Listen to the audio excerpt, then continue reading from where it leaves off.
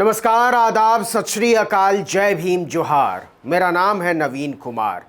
प्रधानमंत्री नरेंद्र मोदी के बाद गृह मंत्री अमित शाह ने भी उत्तर प्रदेश के चुनावी अभियान की शुरुआत कर दी है। उन्होंने लखनऊ की सभा में कहा कि हर जिले में पहले 2-3 बाहुबली हुआ करते थे, दूरबीन लेकर ढूंढता हूं, वो आज कहीं भी नजर नहीं आते। दरअसल अमित शाह ठीक कह रहे थे। दूरबीन लेकर देखने से पास की चीजें नजर नहीं आती, दूरबीन से वो दूर देखने लगते हैं। बंगाल में क्या हो रहा है, तमिलनाडु में क्या हो रहा है, पंजाब में क्या हो रहा है, वो केरल तक चले जाते हैं। लेकिन जब आंखों में मोतियाबिंद उतरा हुआ हो तो लखीमपुर के बाहुबली नजर नहीं आते, जो खुलेआम किसानों को धमकाते हैं, देख लेने की बात करते हैं और 4 दिन बाद जिनके गुंडे किसानों को अपने काफिले से रौंद डालते हैं। क्योंकि ऐसे बाहुबली आपके साथ मंच पर आपके बगल में मौजूद रहते हैं, आपके मंत्रालय में आपके बगल के कमरे में बैठते हैं और इसके लिए दूरबीन से साफ नजर नहीं आता, साफ नजर की जरूरत पड़ती है। किसान जिस अजय मिश्रा टेनी की मोदी मंत्रिमंडल से बर्खास्तगी की मांग कर रहे हैं, उन्हें अमित शाह ने मंच पर अपने ठीक बगल में खड़ा कर रखा था। मुख्यमंत्री योगी आदित्यनाथ और प्रदेश अध्यक्ष स्वतंत्र देव सिंह से भी पास। दूरबीन से मत देखिए अमित शाह जी, बस अपनी नजर साफ कर लीजिए, मशीन की जरूरत ही नहीं पड़ेगी। आप जिले में 1-2 बाहुबली की बात करते हैं, अब तो हर दूसरी गली में बाहुबली मौजूद है। वो भाजपा के दफ्तरों में विराजते हैं, यूपी के थानों में बैठते हैं, मंत्रिमंडल की बैठकों में बैठते हैं। जुलाई महीने की बात है, ब्लॉक प्रमुख के चुनाव में भाजपा के गुंडों ने समाजवादी पार्टी की प्रत्याशी रितु सिंह की प्रस्तावक अनीता सिंह की साड़ी खींच ली थी और नारी सम्मान वाले राज में रितु सिंह पर्चा तक नहीं भर पाई थी। लेकिन आपको नजर नहीं आया होगा क्योंकि आप नाइट विजन लेंस से देख रहे होंगे और कलयुग का चीरहरण योगी जी के प्रताप से दिन दहाड़े हुआ था।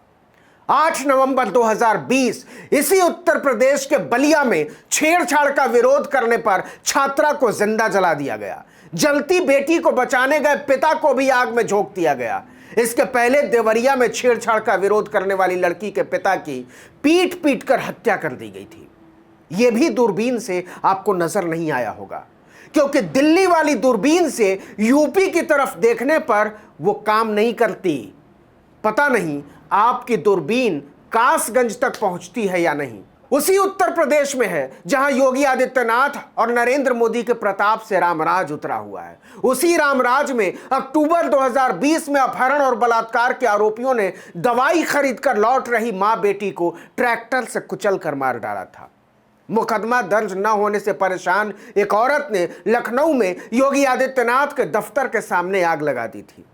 आपकी दूरबीन नहीं देख पाई होगी।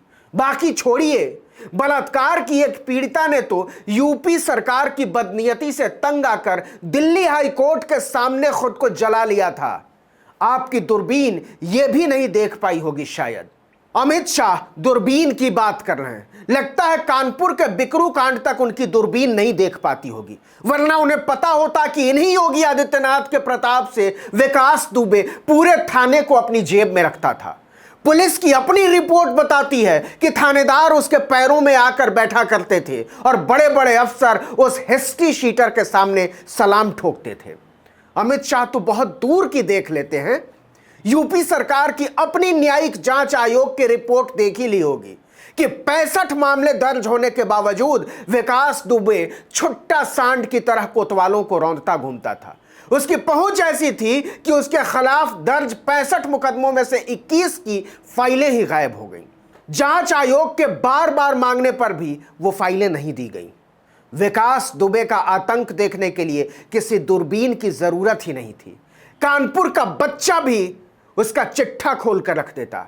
लेकिन योगी जी के प्रताप से वो तब तक लोगों को रौंदता रहा जब तक उसने पूरे थाने पर ही हमला नहीं बोल दिया।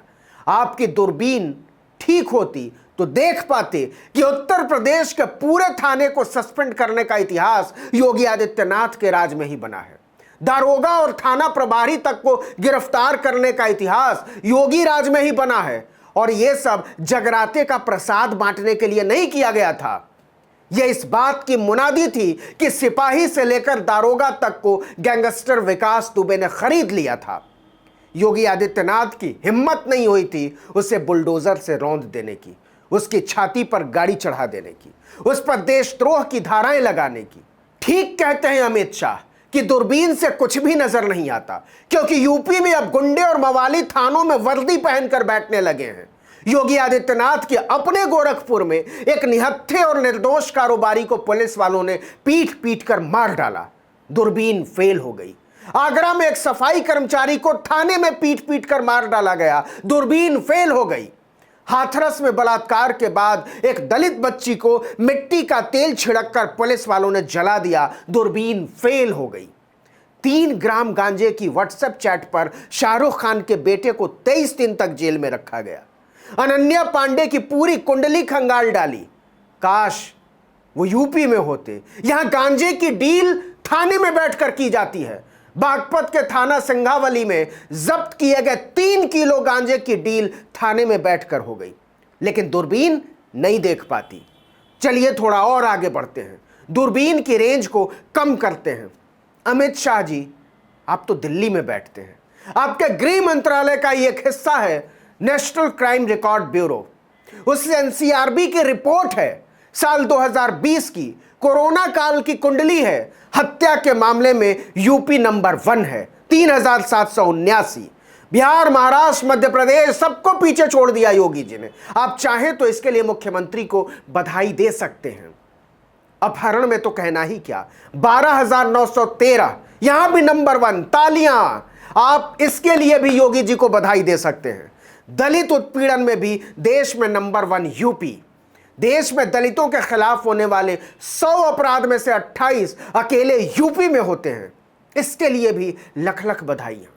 जिस उत्तर प्रदेश में देश का सारा डिजिटल इंडिया फेल हो गया है, वो साइबर अपराध में भी नंबर 1 है। तेलंगाना और महाराष्ट्र को मिला दीजिए, उससे ज्यादा अकेले यूपी में। मुबारक हो, मुबारक हो। अमित शाह की दूरबीन के रेंज से बाहर है ये भी। अच्छा, मजे की बात यह है कि जिस एनसीआरबी की यह रिपोर्ट है, उसकी वेबसाइट में सबसे ऊपर गृह राज्य मंत्री लखीमपुर वाले श्री अजय मिश्रा टेनी अपराध के आंकड़े जारी करते नजर आते हैं, स्वागत करवाते नजर आते हैं, गुलदस्ता लेते नजर आते हैं।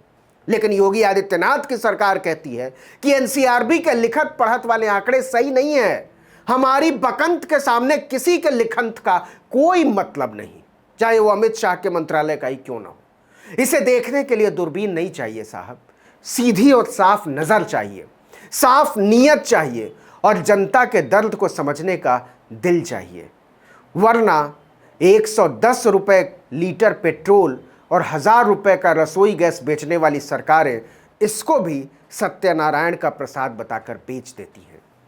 इस वीडियो में इतना ही, लेकिन अगर आपने आर्टिकल 19 इंडिया को अब तक सब्सक्राइब नहीं किया है तो फौरन कर लीजिए, बेल आइकॉन दबाइए, घंटी जैसी आकृति, लाइक कीजिए और कमेंट करके बताइए हमारा वीडियो आपको कैसा लगा। अगर यूट्यूब पर देख रहे हैं तो सब्सक्राइब, और अगर फेसबुक पर देख रहे हैं तो हमारे पेज पर जाइए, लाइक और फॉलो। और मैं कहूँगा कि अगर यूट्यूब पर देख रहे हैं तो भी हमारे फेसबुक पेज को फॉलो कर लीजिए, और अगर फेसबुक पर देख रहे हैं तो भी हमारे यूट्यूब चैनल को सब्सक्राइब कर लीजिए। नमस्कार।